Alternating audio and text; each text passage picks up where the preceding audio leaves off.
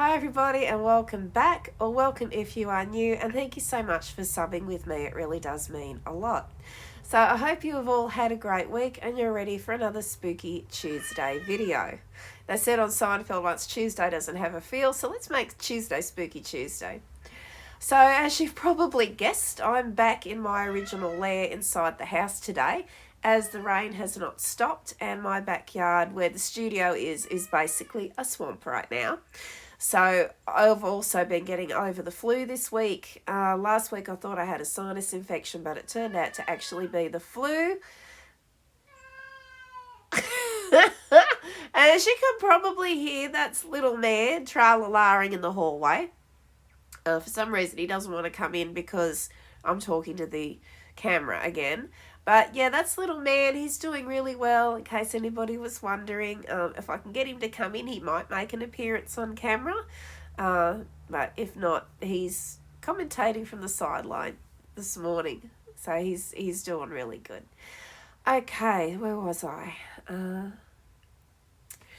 Yeah, so basically my backyard is a swamp.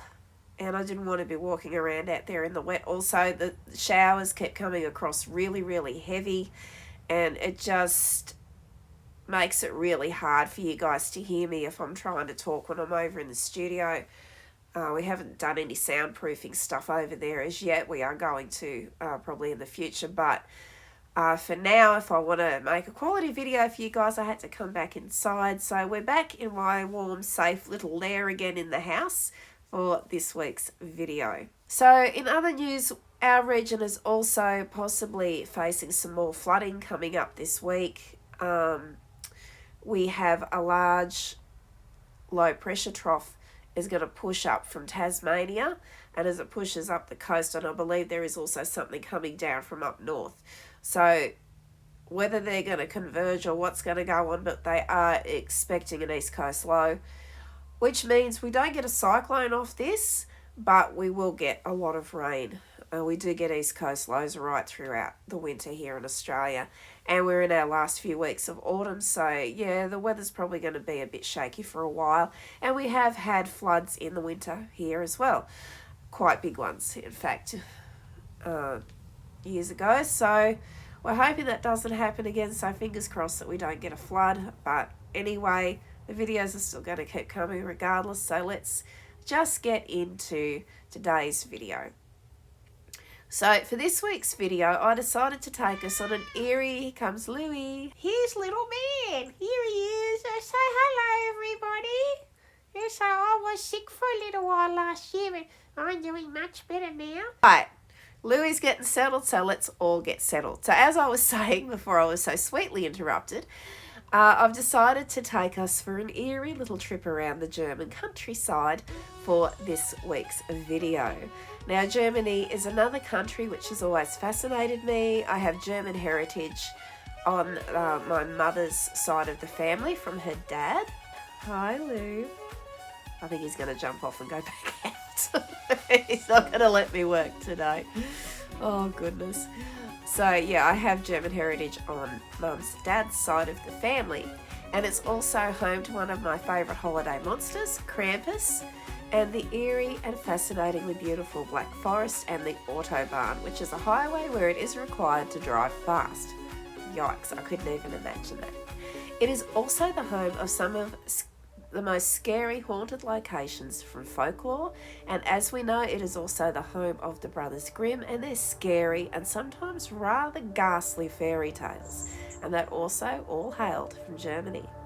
So sit back, grab a drink and a snack, I've got my coffee, and we'll explore some scary German locations and folklore. And Louis is about to exit the building. Okay, he's had enough. So if you're not familiar with Germany, here's a few little just facts about Germany and where it's located and everything. So Germany, officially the Federal Republic of Germany, is a country in Central Europe. It lies between the Baltic Sea and the North Sea to the north and the Alps to the south. Its 16 constituent states have a total population of over 84 million in an area of 357,596 kilometres squared, making it the most populous member of the European Union. It borders Denmark to the north, Poland and the Czech Republic to the east, Austria and Switzerland to the south, and France, Luxembourg, Belgium, and the Netherlands to the west. The nation's capital and most populous city is Berlin, and its main financial centre is Frankfurt. The largest rural area is called the Ruhr.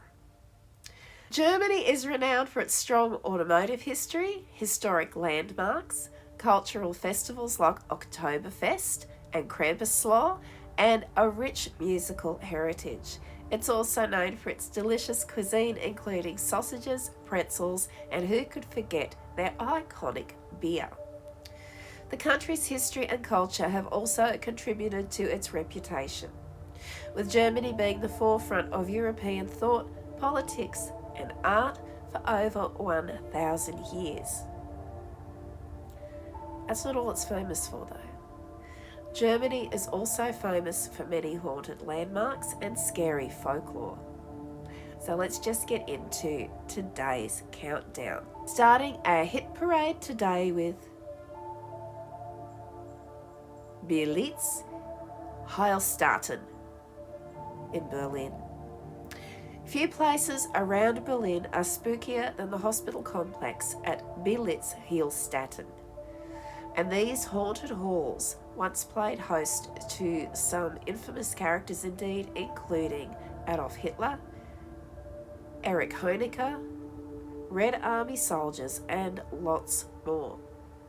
And on top of all that, there was also somebody who stayed at that hospital who was known as the Beast of Berlitz, and he terrified local women when he went on a killing spree in the area between 1989 to 1991.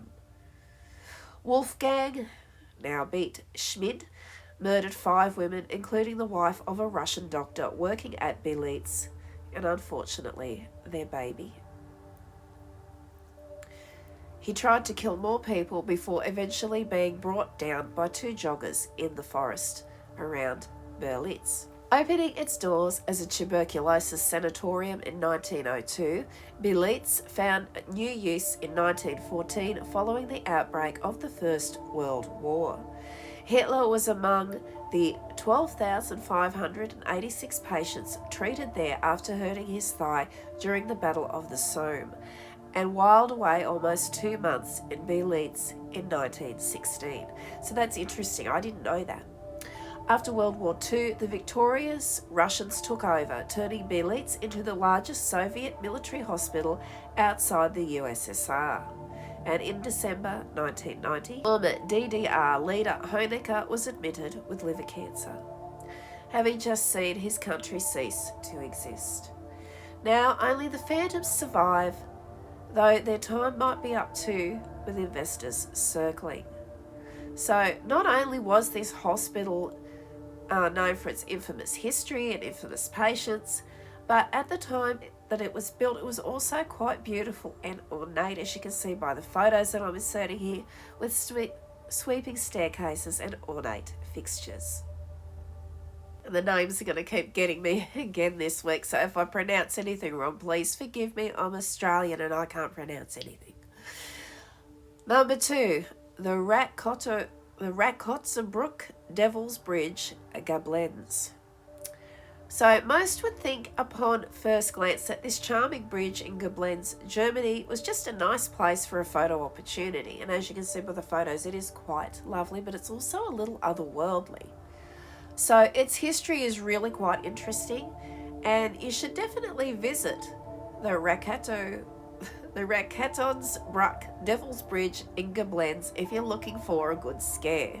And it does look a little scary, doesn't it? A little otherworldly there. Looking at the semicircular bridge, one wonders how it could have been built without a little bit of help from something mysterious or nefarious. So legend surrounding the bridge is that the devil had a hand in the building of the bridge, that he helped to build it in 1863, hence the name. But as we know, The devil doesn't help anyone without something in return, and that's no secret. So, what did he want? What does he always want? He demanded the soul of the first living creature to cross the bridge. Hello, there's Louis again talking. He does that a lot since he got diagnosed with thyroid. So, it wasn't a good deal for the bridge builder because he was actually the first person to ever cross the bridge, and he did die mysteriously as a consequence. So despite its legend, there is something magical and alluring, and you should see it for yourself if you're brave enough. And as you can see, it's a gorgeous location and would be a wonderful scene to paint. And if I ever get to go, I'll be admiring it from afar. Number 3 on the hit parade today is Haus von Lingen, Cologne. Everyone from Cologne has heard 1 or 2 scary stories about this haunted house in Germany, and it's said to be one of Germany's most haunted houses. It is said that in 1288, thousands of knights that were engaged in a battle died on the grounds, and some of this was due to the fighting that ensued, but it is also said that a lot of them were trampled to death by horses until they were no longer recognisable and they passed from their injuries. And that's a really horrible way to die, so if their spirits are still restless, I can understand why. Centuries later, Edward Fryer von Oppenheim bought the site and the villa, and the race course were built. He later had to sell the estate again in 1907, and this is where we find a little bit of misfortune began befalling anybody who bought and lived in the estate. The ghosts of deceased people from times of various owners are still said to be haunting the estate today. One is described as a 19-year-old forced labourer who was murdered on the estate in 1943. The next owner, coincidentally enough, was Gerard van Kay, a former Nazi judge, and he would go on to hang himself in the house's second floor in 1962. Years later, another body was found on the second floor with the same cause of death. Number 4, we're going to get into a few monsters and myths. So, the Moorback Monster. And what is a scary video about Germany without at least one werewolf or a vampire? Well, the town of Wittlich in the Moorback municipality of Germany is associated with one such folklore. According to the story, a soldier running away from the Russian army with some other deserters stopped at Wittlich on his way to Alsace, his home. So originally the deserters just wanted to grab some things that they needed from the farmhouse, but they ended up unaliving the farmer and his sons on getting caught by them while they were trying to rob the place. So after that, it is said that the farmer's wife is said to have cursed the soldier so that he would turn into a beast with the turning of every full moon. Oh, speaking of which, here comes a beast now. Come on, Lou. It's Mr. Louie. Eventually, the news spread of a violent beast, and the folks of Moorback were successful in apprehending and putting the beast to rest a little while later. A candle is always burnt at the spot where he was buried, as a reminder and a warning. However, one night in 1988, the candle went out, and the officers at the US Air Base at Moorback apparently saw it's Lou, a huge wolf-like figure within the perimeter. A chase followed, but the military dogs were not successful in combating the creature. No, he's a bad wolfie, isn't he? The candle was relit after the incident, and the story was recounted numerous times since. How much of this was true and how much of it was imagined, though? It might as well have been the imagination of the 3 security officers at the airbase, probably bored or in need of a new story to tell. But some of the officers apparently insisted, even years later, that a werewolf is what they saw and that it was true. And there is a detailed article online about the whole scenario, apparently. I did try to find it, but it took me to a 404 page unfound.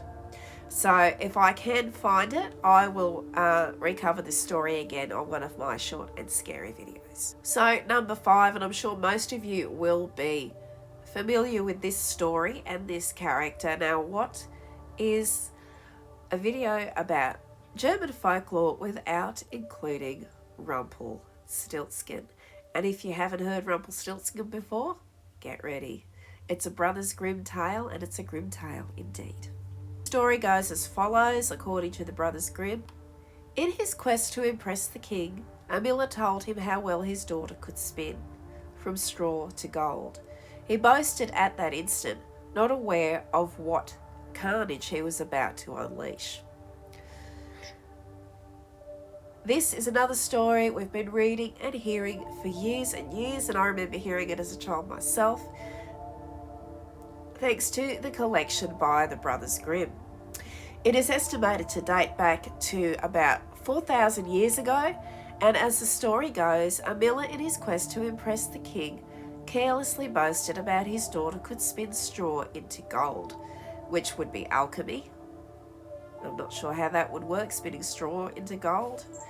The king ordered the girl to be locked up in a room full of straw with a spinning wheel and to spin it all into gold by the very next morning, or else be prepared to face punishment. And this is really awful. I mean, this girl didn't do anything. Her father had the big mouth, but she's locked up in this room and she must spin everything into gold before the next morning. The young lady was helpless, and when she couldn't figure out what to do, an imp-like creature appeared in the room, saying he could help her out in exchange of something valuable like her necklace. The deal was made, and the king was pleased with all the gold he found.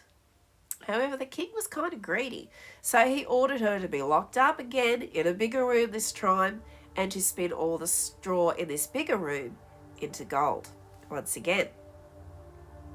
So the imp came to her rescue once more and helped her out in exchange for her ring, which she gave over to him gladly, because she didn't want to face the punishment of the king. And I mean, who would? He sounds like a very demanding character indeed. This wasn't the end of the struggle, as the king ordered her to be locked up in an even bigger room and promising to marry her if all the straw was spun into gold. I don't know if I'd even take that proposal, because he sounds like kind of a jerk to me, but anyway. When the imp came to help her, the poor girl didn't have anything valuable left to give him. So he made her promise to give him the most valuable thing that she would ever have in her life, her firstborn child, whenever that may be. So time goes by as it does, and the girl is now the queen. She married this jerk of a king. What was she thinking? Oh, I guess if she didn't marry him, she probably would have been in trouble again. So she's the queen now, and she gives birth to their first child. And she's forgotten all about the imp by this stage. Anyway, he appears again just after she's had the child, asking for her to keep her promise. She begged of him to take all the wealth that he wanted, take anything except the child. And the imp came up with a condition. If she could guess his name in 3 days, okay, you get to keep your child. The queen had absolutely no idea what his name was, and all of her attempts on the first 2 days failed. So she ventures out into the forest, and depending on the version, it was either hers, she went out herself, or she sent a trustworthy friend, depending on the version. And as they're walking through the forest, they come across the imp dancing and singing in the woods, saying his name out loud, unknown that he was being watched. And he was singing, "Tonight, tonight, my plans I make. Tomorrow, tomorrow, the baby I take. The queen will never win the game, for Rumpelstiltskin is my name." The very next day, when the imp came to take the baby away, the queen guessed his name correctly, sending him into a fit of rage, never to be seen again. So the story is supposed to have appeared in different variations across different cultures and countries, including England, Russia, and Iceland. And whether it's a true story or not, it is an enduring tale to this day. And as we all know, I think, well, most of us would know, I think there was a pretty good heavy metal band back in the 80s called Stiltskin, and they did some pretty crazy rock and roll and some pretty good heavy metal and stuff. So his name endures to this day. And for number 6, we are about to take ourselves a little walk through the Black Forest. So, the Black Forest is notorious for tales of the unknown, the supernatural, and the downright eerie. And they permeate the exquisite depths of the Black Forest in Germany. Now, while this forest is very creepy and really scary at night, it is also an absolutely beautiful place. I would love to visit on a bus tour, but I wouldn't want to stay there or camp there for the night. The stories are often handed down through generations, and they are still casting a spell on many an imagination of a new listener even to this very day. They feed our most primal fears and desires for a thrill and a little bit of mystery. So, a lot of travellers who have a penchant for dark tourism, or they're horror enthusiasts, or they're paranormal investigators, whatever, the Black Forest is not only a tapestry of stunning landscapes, as I mentioned, but it is also the stage for some of the most chilling stories ever told. So, some of the scary stories permeating from the Black Forest, of course, could not be complete without involving witches. And this includes the tale of the witch of Hinterkaifeck. In this gruesome and macabre tale, often referred to as Germany's Amityville, evokes a sense of horror that has lasted through a lot of years. In 1922, as the story goes, a farmer and his family were found gruesomely murdered at their remote homestead, Hinterkaifeck, nestled in the enigmatic woods of the Black Forest. The unsolved crime spawned numerous theories, with one common hair-raising thread. A strange, witch-like figure had been seen hunting the vicinity before and after the killings. Centuries of folklore and superstition collided with modern tragedy, and the witch of Hinterkaifeck was born, or her legend was born. She is known as a spectral entity, so she's a witch, but she's also a ghost, a vengeful crone, or perhaps a sinister mortal. Her identity remains shrouded in mystery and the mists that also wind through the tangled branches of the Black Forest. So visitors who come to the ruins of Hinterkaifeck still report feeling an unsettling presence, a testament to the chilling and unresolved story of the witch.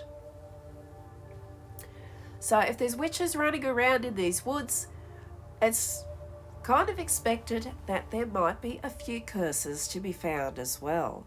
So the writer of the article I've researched for this history of the Black Forest says that he was scouring the annals of the Black Forest history, and you encounter an account of a cursed dungeon, an infamous site where purported witches were held before their fiery fate. So it seems like the witch trials and the witch hunts weren't just happening in the US alone. Harrowing trials culminated in the most gruesome of punishments, and they were witnessed by a terrorised populace. And it is from this nasty little stew of human misery that a curse was reportedly vined. So a chilling incantation reverberated through the trees, a promise of righteous retribution against the unjust.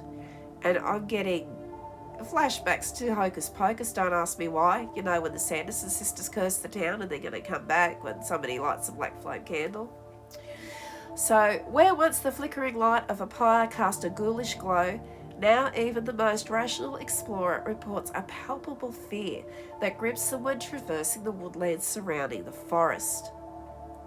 The curse remains an echo, its resonance pealing through time a little bit like Slender Man's bell, and casting a pervasive dread over the land. And this will lead us into the story of lost souls that can also be encountered in the Black Forest. So the Black Forest is not just fodder for one's deepest fears.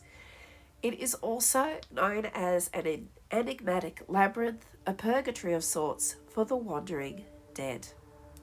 And if there are souls stuck in the Black Forest that are condemned to wander there for all of eternity, I really do feel sorry for them, because everybody deserves to just pass on and go to where they should be. So legends tell of lost souls who roam the woods, ephemeral figures seeking resolution and redemption.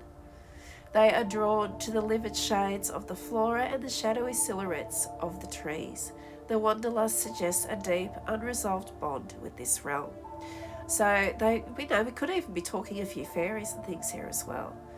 That would actually be cool to find, would be fairies in the Black Forest. So throughout the Black Forest, hikers and thrill seekers do report encounters with aimless apparitions. While most claim they are simply mirages of moonlight and mist, others argue that no simple trick of the light could make these phantoms seem so sad or forlorn. So they're obviously very sad ghosts and spectres that live in the Black Forest, or exist in the Black Forest. It is said the Black Forest doesn't only shelter the living, it cradles the echoes of those whose lives have vanished with no conclusion. That's really sad. I feel sorry for these ghosts.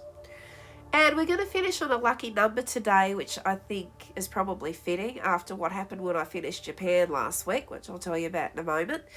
We're finishing on lucky number 7, and we're going to have fun with this one. It's an oldie but a goodie, and it's a classic, and it's still there, and I really want to go there one day. You guessed it, it's Frankenstein's castle. I really would love to go there one day. And this is a little snippet from Mary Shelley's Frankenstein. And it was Mary Shelley's visit to the castle that inspired her to write her classic scary novel. So this is Mary Shelley. It was on a dreary night of November that I beheld the accomplishment of my toils. With an anxiety that almost amounted to agony, I collected the instruments of life around me, that I might infuse a spark of being into the lifeless thing that lay at my feet. It was already 1 in the morning. The rain pattered dismally against the panes, and my candle was nearly burnt out, when, by the glimmer of the half-extinguished light, I saw the dull yellow eye of the creature open. It breathed hard, and a convulsive motion agitated its limbs. And these horrific words of legend that describe the creation of the monster in Mary Shelley's Gothic novel, or The Modern Prometheus, were written when Mary Shelley was only 19 years old. So the castle was built in 1250 by Conrad Ries von Bruberg. Berg Frankenstein sits on a hilltop about 5 kilometres south of Darmstadt, Germany. The once large fortress was the part of territorial and religious disputes between the Catholic Frankensteins and the Lutheran Landgraves of Hesse-Darmstadt. The family in 1662 eventually sold their possessions around the castle to the Landgraves and retired to their possessions in Waterrow. So I guess that means they retired to a new house in Waterrow. I hope I'm saying all this right. If I'm not, please don't come for me. I've never encountered these words before, and I did kind of try and look up the pronunciation, but when you're doing the video, it goes out of your head. So the Frankenstein family died out in 1602. The castle fell into ruin in the 19th century, and along with many ruined castles of Germany, became the inspiration for poets, authors, and artists travelling through the country during the Romantic era. So it's obviously where Mary Shelley drew her inspiration from as a young woman on holiday. So unfortunately today only 2 towers, the chapel and fortress walls remain. But I would still really love to go there for a visit. Several legends are connected to the castle and the Frankenstein dynasty. So one is of a vampire that frequented the castle in medieval times, roaming abroad at night to drink the blood of the villagers. And a young Frankenstein bride who was said to have been found pale and lifeless in one of the castle's many towers. So that sounds like we're getting a little bit close to Dracula. I think he's actually Romanian, isn't he, Dracula? So we might have to do a little visit to Romania next week. That's another place I would really love to go to. So the other story tells of George von Frankenstein, the dragon killer. Oh, is that St. George? I think it might be. Who liberated the people of the valley from the terror of a giant reptilian monster in the 16th century. He was also mortally wounded in the battle, and his sepulchral effigy can still be seen in a nearby church with the monster at his feet. So yes, I'm pretty sure that is St. George. So the most well-known legend is that of Johann Conrad Dippel. And he had no relation to the Frankenstein family, and this guy is evil indeed. Dippel, who was born in 1673 and lived until 1734, was born at the castle and he lived there. For school purposes, Frankensteinesis was known to be twice added for administrative purposes to his signature, indicating his birthplace. So Dippel would go on to study theology, alchemy, and philosophy. The folklore of this region does accuse him of body snatching in an attempt to bring the dead back to life. In a secret laboratory, Dippel was said to conduct his experiments for the search of the secret of life. And this gets a little graphic, so prepare yourself. And how would he do this? It would be by boiling bones and hair with iron flecks and blood clots. Ew. Not sure I wanted to know that, but if I have to know it, so do you. He also attempted to create an elixir of life, which he claimed would keep him alive up until 135 years of age. I have no idea what was in this concoction, but when he drank it, it actually killed him. It didn't prolong his life at all. So this very colourful history has led to many supposed supernatural occurrences on the castle grounds. The place is said to be haunted by several ghosts, including the unfortunate Dippel and those he exhumed for his experiments. Dippel is said to haunt the roof of the chapel. The chapel is also said to be haunted by the last knight of Frankenstein, Philip Ludwig, who died at the age of 20. Oh, that's unfortunate, he was so young. The knight was on his way to see his girlfriend while riding his coach too fast and was thrown out and broke his neck. So yeah, that's a story of old, isn't it? Racing to see your girlfriend and something goes wrong. Very unfortunate though. The one of the 2 remaining towers was where Dippel was said to have had his secret laboratory. And this is where the ghost of Anne-Marie, a figure associated with Knight George legend, settles down to cry and pray, hoping for her boyfriend. Oh, this is so sad, to come back and be with her in the afterlife in the tower. There are also 2 ghosts who don't want the castle disturbed, and they're a lively pair. They are said to throw stones from the top of the tower at visitors. That could also be Bigfoot though. Do they have big feet in Germany? Because they like to throw stones to keep people away, and that would be an interesting segue to go and check out. There is also shadows and disembodied voices that have been seen and heard in the chapel and the tower. Another legend tells of a series of labyrinth-like vaults that store the Frankenstein family's treasure beneath the castle. Most of these stories about the castle's history and haunted legends are highly contested and questionable. Mary Shelley's own connection to the castle and her Frankenstein figures parallel to Dippel's life have also come under scrutiny. And it's been in recent history as well. Fact and fiction have become difficult to separate. In recent years, the owners of the land and restaurant have given in to the legends, running a year-round horror mystery theatre and ultimate haunted house for the month of October. Oh my god! Now that is something I would love to go to. Grab a big group of friends, go to Germany for Halloween. That would be so cool. No matter what the true story is, the legends make this destination even more interesting. And for those intrigued by the potential for supernatural comings and goings. And I would be intrigued for that. And Castle Frankenstein is where we bid farewell to the wonderful land of Germany and its many myths and legends and monsters. And I'm going to say for now, because there are so many more. If I'd included everything I found, the video would never have stopped. So we might just go for a little trip to Germany again in the near future. So if you guys have any suggestions for haunted tales you'd like me to cover on the channel, please let me know in the comment section below. Or if you've had your own scary experience you'd like me to share on the channel, like to read it out like a narration, and have me feature it here, please access the email link in the description, and you can remain anonymous if you so wish, or you can have your name put to it. That's totally up to you. Until next time, stay safe everyone, and I'll see you in my next video. Oh, okay. That was where I was going to lead out on this. Okay, so in Japan, before I say goodbye to you all, how is everybody who watched the Japan video? I hope everybody is fine. So there were warnings that came with many of the stories I covered on Japan.